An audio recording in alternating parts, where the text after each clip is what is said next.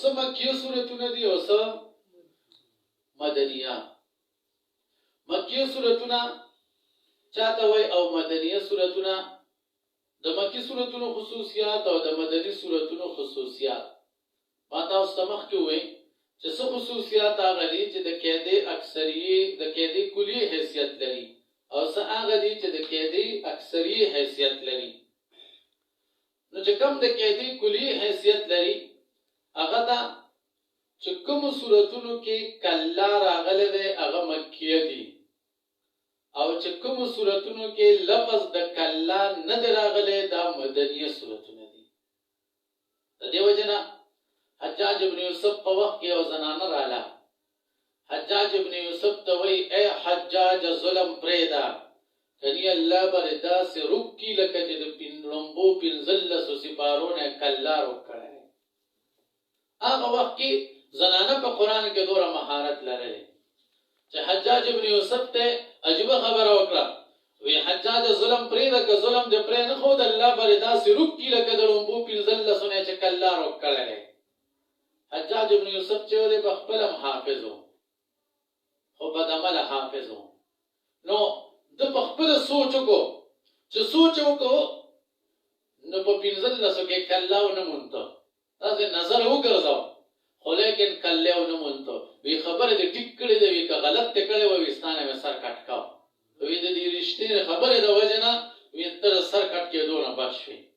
نو ځکه لومبي یو خاصیت دا دی چې کوم سورتونو کې کلا راغلي دا به مکیه وي چې کلا نه راغلي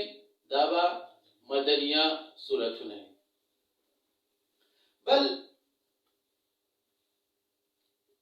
چې کوم سورتونو کې د آخرت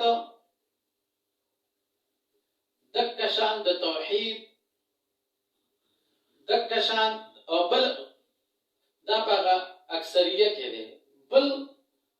قاعده کلیه پکې دادا چې د قاعده کلیه حیثیت لري چې کوم سورتونو کې د حنفي مسلک مطابق د سجده آیات راغلي چې کوم سورتونو کې د حنفي مسلک مطابق د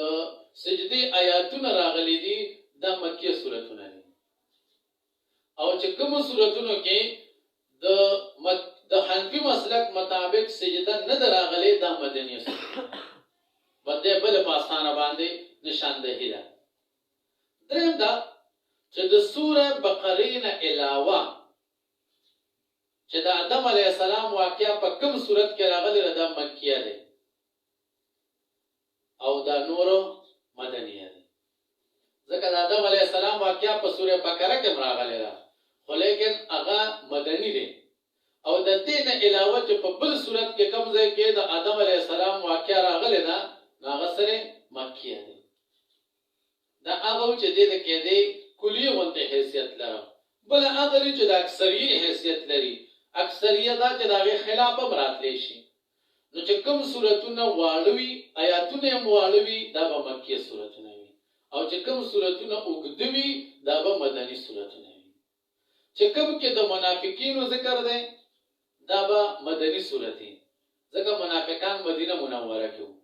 او چې کوم کې د منافقینو ذکر نشته دا به مکیه سورتونه وي. چې کوم کې یا ایها الناس راغله دا به مکیه سورت وي او چې کوم کې یا ایها الذین آمنوا راغله دا به مدني سورتونه وي. چې کوم کې مقابله د مشرکانو او د منکرینو د رسالت او د آخرت سره دا خلق به دغه سورتونه به مکیه وي او چې کوم کې مقابله د اهل کتاب سره ده هغه سورتونه به مدني سورتونه وي. په دغه بنیاد باندې پیغمبر علیه السلام باندې دا سورتونه نازلېدل. امام فخر الدین رازی هغه وایي چې دا لګ لګ ولې نازلېدل دا موقع په موقع او دا لګ لګ ولې نازلېدل تدریجا ولې نازلېدل. امام فخر الدین رازی دا غي مختلفه وجه ذکر کوي چې موسی علیه السلام ته په یو کتاب ورکړل شوی دی او پیغمبر علیه السلام باندې موقع په موقع نازلېدل دا ولې نازلېدل. نمبر 1 وجه دا چې پیغمبر علیه السلام موسی علیه السلام امینو او پیغمبر علیه السلام امیو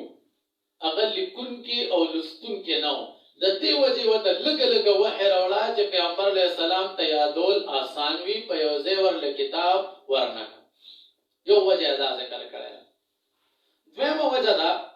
چې د پیغمبر علیه السلام په امت الله انتهایی مین دی نو که چېرې په یوه قرآن ورکړی وی نو په ټولو خلکو به په یو ځای احکام فرض شوي وو روژه به په یو ځای راغلی وه مونځ به په یو ځای راغلی و جهاد به په یو ځای راغلی و زکات به په یو ځای راغلی و د شرابو نه منع کېدل به په یو ځای راغلی و دا ټول څیزونه په یو ځای او په یو ځای په ټول کتاب عمل کول به صحابو ته ګران شوي نو دا پوڼی په پوڼی شراب پوڼی په پوڼی حرام شوي دي روژه پوڼی په پوڼی فرض شوې ده یوه روژه بیا درې روژې بیا اختیار ورکړی شو او د هغې نه پس ورته وایي میاشت روژې ونیسئ نو دا په پوڼی په پوڼی دا فرض شوی دی دقه شان د دې وجې ورته لږ لږ نازله و که په ایړی قرآن نازل کړی وي نو د هغې به ځان له فایده وه او چې لږ لږ یې نازل کړه فایده یې ډېره ده فایده یې څنګه ډېره ده پیغمبر علیه السلام ته مختلف تکلیفونه د دې مشرکانو د اهل کتابو د لاسه میلاوېده نو چې یو غم نوې راځي او نوې آیاتونه نازلېدل به نو پیغمبر علیه السلام ته به نوې تسلي میلاوېده یو سړي باندې غم راغی او که ته هغه ته 10 ګنټې تقریر وکړو خو چې دویم غم پرې راشي هغه ته به بیا تقریر کول غواړي تسلي به ورکول غواړي او که ته ورته دا وایې چې هغه پلار دې مړ و کومه تسلي مې درته کړې ده هغه یاده ساته نو هغه تسلی ته د هغه زړه سره تسلي نه میلاوېږي بلکې چې پلار یې مړ دی ته به ورته د هغې جدا تسلي ورکړې چې مور یې مړه شي بیا به نوې تسلي ورکړې که رور یې مړ شي بیا به نوې تسلي ورکړې پیغمبر علیه السلام باندې غمونه مختلف راتلو نو مختلف آیاتونه ټیم په ټیم نازلېدو چې دا د هغه دپاره پټی وګرځي او دا د هغه د زخم پټی وګرځي جبیره وګرځي بله وجه علماو دا ذکر کړی ده چې پیغمبر علیه السلام نه د قرآن کې تپوسونه شوي دي ويسألونك عن ذي القرنين ويسألونك عن الروح يسألونك عن الأهلة ويسألونك عن المحيط دا قسمه تپوسونه قرآن کې شوي دي نو په قرآن په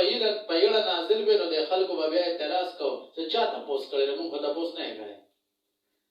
نو دا ځکه موقع په موقع نازله و چې دې تپوسو کې نو قرآن به نازل شي نو بیا به د دې سوال به هم رانقل شي او جواب به ورسره هم ذکر شي ځکه تدریجا قرآن عظیم الشان الله تبارک وتعالی پیغمبر علیه السلام باندې نازله پوړی په پوړی او دمه په دمه باندې بیا قرآن چې نازلېده نو د دې نازلېدو سره سره پیغمبر علیه السلام آیاتونه چې لیکل د آیاتونو دا ترتیب دا توقیفي دی توقیفي معنا دا چې په دې کې رائے له دخل نشته بلکې دا هم د الله د جانبه دی جبرئیل امین به چې آیاتونه راوړو نو ورسره به دا فرمایل چې دا آیت پلاني آیت پسې ولیکئ او دا هغې پسې په ترتیب کې پیغمبر علیه السلام به هم کاتب ته وی چې کوم کاتب ته به وي چې لیکلو کا نو ورسره به دا وي چې دا آیاتونه نازل اوس دي خو د پلانکي صورت کې سره د هغې کې ولیکه نو د آیاتونو ترتیب توقیفي دی دې کې رائے له دخل نشته او بیا د سورتونو ترتیب توقیفي ده که توقیفي نه دی راجح کول دا دی چې د سورتونو ترتیب هم توقیفي دی لوح محفوظ کې په دې ترتیب باندې لیکل شوی دی چې دا کم کې دلته موږ سره قرآن موجود دی او بل دا چې جبرئیل امین به پیغمبر علیه السلام سره د ورکول هم په دې ترتیب کو دا چې کوم ترتیب کې دا سورتونه لیکلي نو د سورتونو ترتیب دا توقیفي دی بیا پیغمبر علیه السلام باندې چې دا وحی نازلېده انو پیغمبر علیه السلام بدال لیکلم په صحابه باندې کاتبان د وحی تر 40 پورې چا لګل کله څوک هر وخت موجودو څوک بعد وخت به موجودو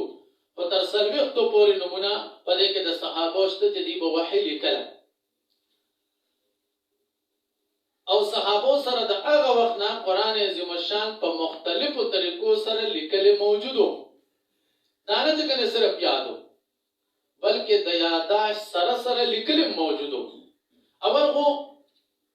د قرآن د حفاظت لومبه بهتر ذریعہ حافظه وا یاداشت چې پیغمبر علیه السلام تعالی اوچته حافظه ورکړې و ځکه لومبي وخت پیغمبر علیه السلام باندې چې جبرئیل امین وحی راوړه ندیب زر زر جبه مبارکه فزولا چې اسنه جبرئیل امین لړشي او زمانه دا ير نشي نو الله آیت نازل کلا تحرک به لسانك لتعجل به ان علينا جمعه وقرآنه جب زر زر مخوزه په دې باندې ځکه چې جبرئیل امین لړشي نو مونږ به تا یاد پاتې کو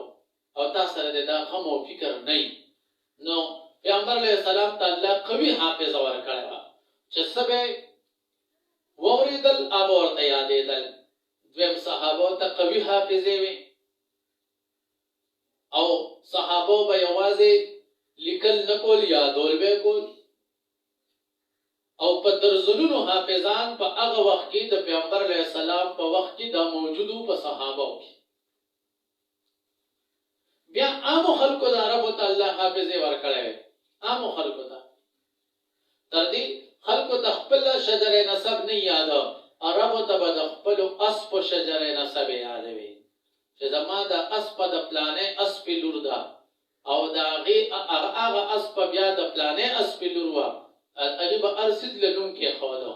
د خپل اسب به نمونه او د خانو به نمونه د خپل ارکس مسورلې د تورو به ځان لنمونه دا زما پلانې تور ده دا مې پلانې تور ده نو هغه به نمونه کې خودل نو عربو ته شجره زر زر شعرونه با یو عام کس ته د عربو یادو دوره حافظه یې وي تر دې یو صحابي خپل واقعا وایي چې زه ماشوم ما د واتو کالو خو زمون کور د چینې په خوا کې و د چینې ته به صحابه